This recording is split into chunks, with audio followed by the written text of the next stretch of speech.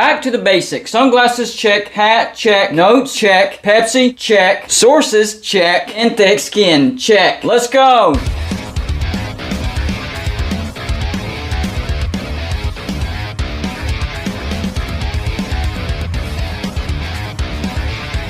We are getting very, very close to hitting 10,000 subscribers, so I want to thank everybody that's hit the like and subscribe button to Gold and Blue Dude. You guys have blown me away with your support. We're expecting to get to 10,000 subscribers either by tomorrow or Saturday, so we're actually planning a live show celebration on Sunday, probably around the neighborhood of 2 or 3 o'clock in the afternoon. So come join us for the live show celebration on Sunday. Today I wanted to talk about the signs that the Big 12 could actually be in trouble. There's a lot of signs pointing that the Big 12 could actually be in trouble, and I wanted to discuss those issues today. The first big thing is after USC and UCLA announced that they were going to the Big Ten, there was a lot of rumors that were circulating around the Big 12 now going after teams in the Pac-12. They were rumored to be going after Washington and Oregon, because remember, Washington and Oregon, after they heard that USC and UCLA were going to the Big Ten, they actually sent their applications to the Big Ten, and the Big Ten denied them. So it was thought that the Big 12 started to go after them as well, but nothing came out of that. The biggest rumor that came out of that was Arizona and Colorado had put their application into the Big 12, and the Big 12 was expected to accept them. We also heard that the Big 12 was interested in Utah, Arizona State, Cal, and Stanford, the biggest brands available out of the Pac-12. All this was relatively soon after USC and UCLA announced they were going to the Big 10, but we also heard a couple of deadlines. The first one was August 1st, which was the first official day of Brett Yormark as the Big 12 commissioner. Well, that deadline came and went. We didn't hear anything. Then we heard the deadline of August 4th. Well, that deadline came and went. Nothing happened. In his press conference during Big 12 Media Days, Brett Yormark actually said that the Big 12 was open for business. So that gave the impression that the Big 12 was going after these schools. Before the Pac-12 became vulnerable, it was also rumored that the Big 12 was interested in Boise State and Memphis, the top two brands available in the Group of Five conferences. Well, then the Pac-12 looked like it was in trouble, and Boise State and Memphis were moved to the bottom of the list. Did the Big 12 stop pursuing those two teams altogether as well? I don't know. What happened with the Pac-12 though? That's what I want to know. What happened with the Pac-12? I know the numbers were announced as far as the TV media rights deal for the Pac-12, and it wasn't great. Equal revenue share would have been between 35 and 40 million, but Oregon and Washington said that they wanted 16.5%, meaning they would get 44 million, and that was per year. And then Cal and Stanford said that they wanted 13.5% of the share, meaning they would get 33 million per year. So the rest of the Pac-12 would have gotten a 6% share, meaning they would have gotten 16.1 million per year. Now that's way more than any Group of Five conference, but that is not good money at all. So the numbers for the new TV deal wasn't great. So it looked like the Big 12 was in a pretty good position to pick up at least a few of these teams from the Pac-12. Even if it wasn't Washington or Oregon, Arizona and Colorado were looking like almost a lock. I mean, I heard a lot of rumors saying, hey, this is gonna happen. Even the deadlines were given. Well, it never happened. Nothing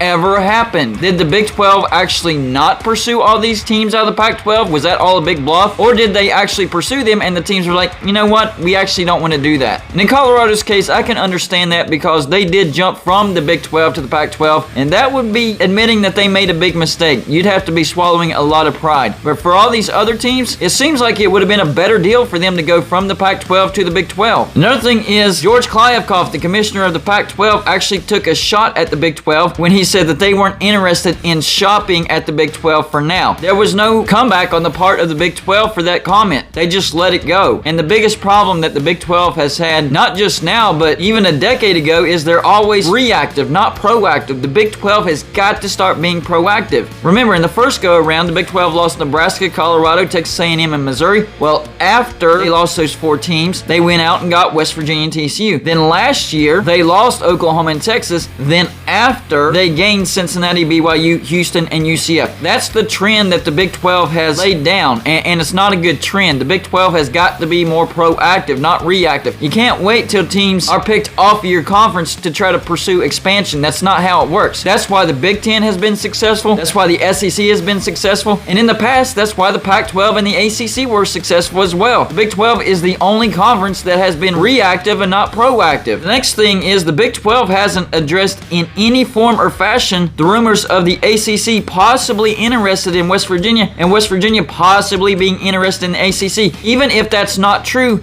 wouldn't you at least address that? I mean, that's one of your bigger brands, especially now that Oklahoma and Texas are gone. You need to keep West Virginia. Even if it's just a rumor, it is a widespread rumor. It's been talked about by a lot of people. Should the Big 12 at least address that? No, West Virginia and the Big 12 has good relationships. West Virginia is not going anywhere. You know, something like that. You don't have to show that you're being scared. Oh, what did you hear about that? I don't know anything about that, but what did you hear? No, it doesn't have to be like that. You can just reassure people, West Virginia and the Big 12 has a good relationship. That's not going to happen. Next question, please. Because all this is centering around the battle to be the third power conference to survive, right behind the SEC and the Big 10. And it's going to be between the Pac-12, the Big 12, and the ACC. And if the Big 12 keeps being reactive and not proactive, they are not going to be that third conference. The main thing that's going for the ACC is those grant of rights. If nothing else happens and the ACC does nothing, they will exist until 2036. They don't have to pursue expansion or anything. Those grant of rights has those teams locked in till 2036. Now, if they can get 8 teams to vote to dissolve the ACC, then that's another story. That's when the Big 10 and the SEC, maybe even the Big 12, can pick some teams out of the ACC. So maybe the ACC needs to be thinking about proactive instead of reactive as well. Now, I thought because of the grant of rights, the ACC can't add anybody. That's actually not true. The ACC grant of rights makes it very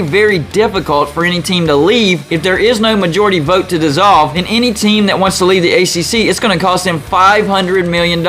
So leaving the ACC, very difficult under these grant of rights. But any team can join the ACC as long as they sign those grant of rights. So the ACC could actually add some teams, and they would probably renegotiate that TV deal if they did add some teams. Now, I'm going to make another video about why Notre Dame will never join the Big 10, and yes, I think the Big 10 is completely off the table for Notre Dame. That's not going to happen. Their two choices will be to either stay independent or join the ACC. There's a reason why they agreed to that clause in their contract for the ACC, that if they are to join a conference full-time in football, it will be the ACC before 2036. There's a reason for that. Keep that in mind, and I'm going to make a video on that. So Notre Dame's only two options will be either to stay independent or go to the ACC. So maybe the ACC can somehow convince Notre Dame to join. You could bring in some teams from the Big 12, and that TV contract will go significantly higher. Right now, ESPN is paying pennies on the dollar for some big brands in the ACC.